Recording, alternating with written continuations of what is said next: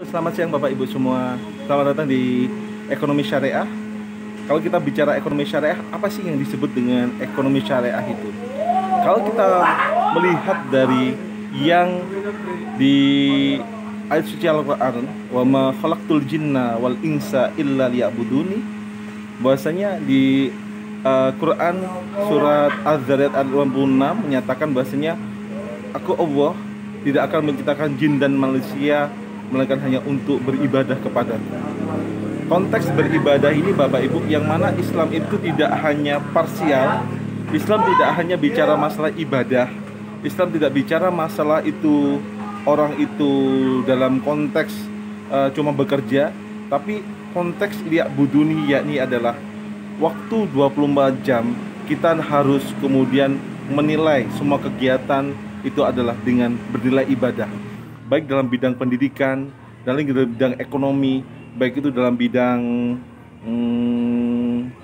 kita muamalah jual beli, harus bernilai pendidikan. Yang kita tanyakan bagaimana suatu kegiatan itu bisa bernilai ibadah, karena konsep Islam itu yakni segala hal harus bernilai ibadah. Maka bagaimana segala hal perbuatan tadi bisa bernilai ibadah Bapak Ibu? Maka kemudian di hadis sahih di sini muttafaq alaih, innamal a'malu binniyat wa innamal likulli imri'in ma nawa. Wa man kanat hijratuhu ilallahi wa rasulih fa hijratuhu ilallahi wa rasulih. Wa man kanat hijratuhu lidunya aw imra'atin yankihuha fa hijratuhu ila ma jahara ilaih. Maksudnya di hadis ini teman-teman, yakni adalah segala sesuatu itu tergantung niatnya. Innamal a'malu binniyat wa innamal likulli imri'in ma nawa. Dan segala hal itu kemudian dilihat dari apa yang diniati dari orang tersebut. Faman kanat hijratu ilallah, barang siapa kemudian dia hijrah niatnya hanya untuk Allah dan Rasulnya, maka hijrah tadi dinilai hanya untuk Allah dan Rasulnya.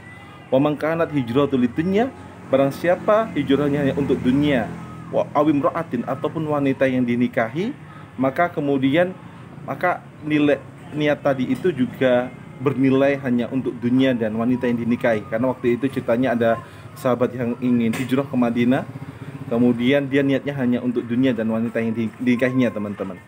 Dan itu kemudian konsep tadi itu yang menjadi hal kita dalam bidang bermuamalah, dalam bidang masalah hukum ekonomi syariah di sini. Maka segala hal tadi bagaimana bisa bernilai ibadah, segala hal itu bagaimana bisa bernilai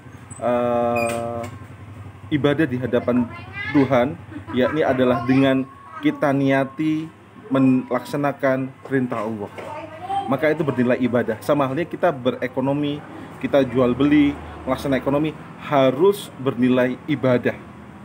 Bagaimana bernilai ibadah? Kita niati untuk lillahi ta'ala.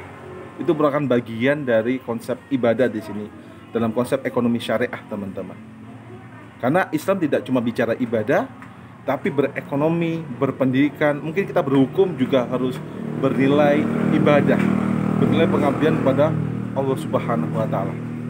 Oke, mungkin teman-teman ada pertanyaan dulu, saya tunggu. Makasih teman-teman sudah mendengarkan. Dadah. Assalamualaikum warahmatullahi wabarakatuh.